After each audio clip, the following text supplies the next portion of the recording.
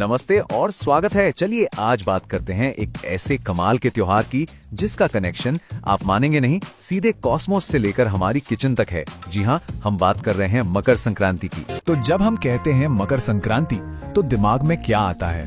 क्या ये सिर्फ फसल काटने का त्योहार है, या फिर आसमान में उड़ती पतंगों का जश्न, या शायद पवित्र नदियों में डुबकी लगाने का कोई खास दिन? मजे की बात तो ये है कि ये सब कुछ है और इससे कहीं ज्यादा भी। जरा सोचिए, एक ही त्योहार को पूरे भारत में कितने अलग अलग नामों से, कितने अलग अलग अंदाज में मनाया जाता है।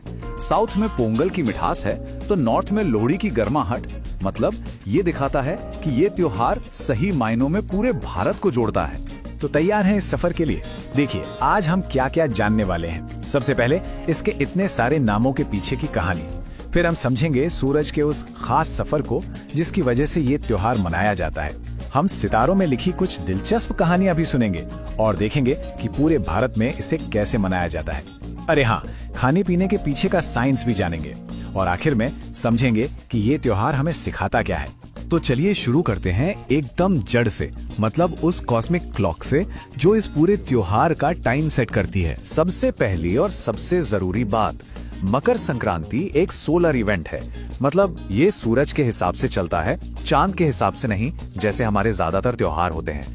ये वो खास दिन है जब सूरज धनु राशि यानी सजिटेरियस को छोड़कर मकर राशि मतलब कैप्रिकॉर्न में एंट्री लेता है, और बस इसी एस्ट्रोनॉमिकल इवेंट को कहते हैं उत्तरायण। यहीं से सूरज का 6 महीने लंबा नॉर्थवर्ड सफर शुरू होता है। आसान भाषा में कहें तो कड़ाके की सर्दी का अंत और लंबे खुशनुमा दिनों की शुरुआत। अब एक बहुत ही इंटरेस्टिंग बात बताता हूँ। क्या पता है कि मकर संक्रांति हमेशा 14 जनवरी को नहीं थी? दरअसल हमारी पृथ्वी अपनी धुरी पर एक लट्टू की तरह हल्का सा वॉबल करती है, मतलब डगमगाती है। और इसी बहुत धीमी चाल की वजह से, जिसे साइंस में एक्सियल प्रोसेशन कहते हैं, त्योहार की तारीख सदियों से धीरे धीरे आगे खिसकती जा रही है। देखिए ना, साल 291 में ये 21 दिसंबर को पड़ता था, आज 14-15 जनवरी को। और जरा सोचिए, करीब 9000 साल बाद हमारे ही वंशज इसे जून के महीने में मना रहे होंगे। है ना कमाल? ये दिखाता है कि कॉस्मोस कितनी धीरे धीरे पर लगातार बदलता रहता है। तो ये जो सोलर ईयर है ये 2 हिस्सों में बटा है, उत्तरायण और दक्षिणायन। देखिए, उत्तरायण को देवताओं का दिन माना जाता है। ये पॉजिटिविटी, रोशनी और नई शुरुआत का टाइम है। शादियां, नए काम सब इसी दौरान होते हैं। और इसके ठीक उलट है दक्षिणायन, जिसे देवताओं की रात कहते हैं। यह समय है थोड़ा रुककर सोचने का, प्यूरिफिकेशन का, अपने पूर्वजों को याद करने का।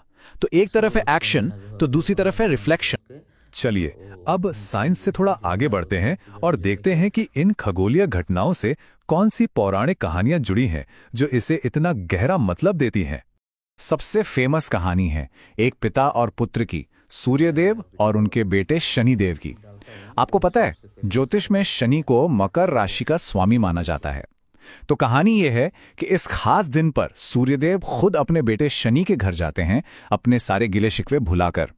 यह सिर्फ एक कहानी नहीं बल्कि एक बहुत बड़ा सिंबल है। यह हमें सिखाता है कि फैमिली बॉन्ड्स कितने जरूरी हैं और हमें अपनी जिम्मेदारियों को निभाना चाहिए। और फिर महाभारत की वो बहुत ही पावरफुल कहानी तो हम सब जानते हैं, भीष्म पितामह, जिन्हें अपनी मृत्यु का समय खुद चुनने का वरदान था। कुरुक्षेत्र युद्ध के बाद वो बाणों की शैया पर लेटे थे, लेकिन उन्होंने अपने प्राण नहीं त्यागे। वो इंतजार करते रहे सिर्फ और सिर्फ उत्तरायण काल के शुरू होने का, ताकि उन्हें मोक्ष मिल सके। ये घटना ही इस समय के आध्यात्मिक महत्व को बताने के लिए काफी है। और बात यही खत्म नहीं होती। इसी दिन को भगवान विष्णु की असुरों पर जीत से भी जोड़ा जाता है। और हां, यही वो पवित्र दिन है जब राजा भगीरथ की तपस्या सफल हुई और मां गंगा धरती पर उतरी। तो देखिए, शुद्धि, जीत, नई शुरुआत, ये सारी बातें इस एक त्योहार से जुड़ी हुई हैं। अच्छा, कल्चर और साइंस का ये कॉम्बिनेशन पसंद आ रहा है? अगर हां, तो इस तरह की और भी गहरी बातें जानने के लिए, अपनी क्यूरियोसिटी को बनाए रखने के लिए सब्सक्राइब करना तो बनता है। ओके, तो अब कॉस्मोस से वापस जमीन पर आते हैं और चलते हैं अपने प्यारे भारत की रंग बिरंगी गलियों में। देखते हैं कि एक ही त्योहार को मनाने के कितने कमाल के तरीके हमारे देश में। ये देखिए, भारत की कल्चरल डाइवर्सिटी की एक छोटी सी झलक। गुजरात में आसमान पतंगों से सतरंगी हो जाता है। पंजाब में माघी के दिन पवित्र स्नान होता है और फिर भंगड़े पर सब झूमते हैं। तमिलनाडु में तो पूरे 4 दिन पोंगल मनाया जाता है और असम में माघ बिहू पर बड़े बड़े कम्युनिटी फीस्ट होते हैं। मतलब अंदाज भले ही अलग अलग हों, लेकिन जश्न की भावना वो एक ही है। लेकिन भाई, कोई भी जश्न खाने पीने के बिना कैसा? तो चलिए अब जरा किचन में चलते हैं और समझते हैं कि इस त्योहार के ट्रेडिशनल फूड्स के पीछे का आयुर्वेदिक साइंस क्या है। कभी सोचा है कि मकर संक्रांति पर तिल और गुड़ पर इतना जोर क्यों दिया जाता है?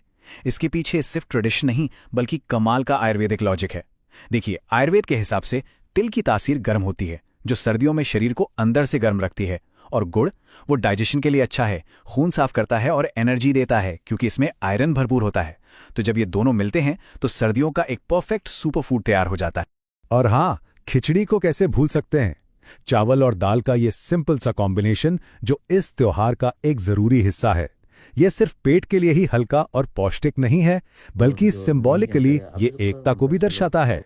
तो हमने कॉस्मोस की सैर की, कहानियां सुनी और पूरे देश के जश्न में भी शामिल हुए। अब वक्त है इन सभी डॉट्स को कनेक्ट करने का और इस त्योहार के असली मतलब को समझने का। तो आखिर इस त्योहार का निचोड़ क्या है?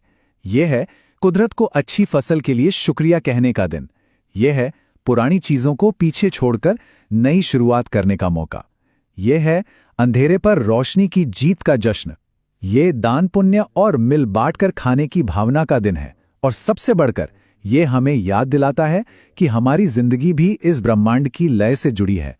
साइंस हो, मिथोलॉजी हो या कल्चर हो, सब आखिर में इसी एक बात की तरफ इशारा करते हैं। और ये सारी बातें हमें एक बहुत गहरे सवाल पर लाकर छोड़ देती हैं।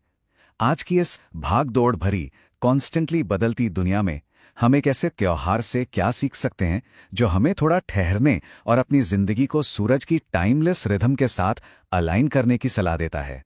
तो अगर ये सफर आपको पसंद आया हो तो इसे लाइक और शेयर जरूर करें। अपने विचार हमें कमेंट्स में बताएं और हाँ, सब्सक्राइब करना ना भूलें। इससे हमें ऐसे ही और दिलचस्प टॉपिक्स को समझने और समझाने में मदद मिलती है। हमारे साथ जुड़ने के लिए बहुत बहुत शुक्रिया। मिलते हैं बहुत जल्द अगले विश्लेषण में।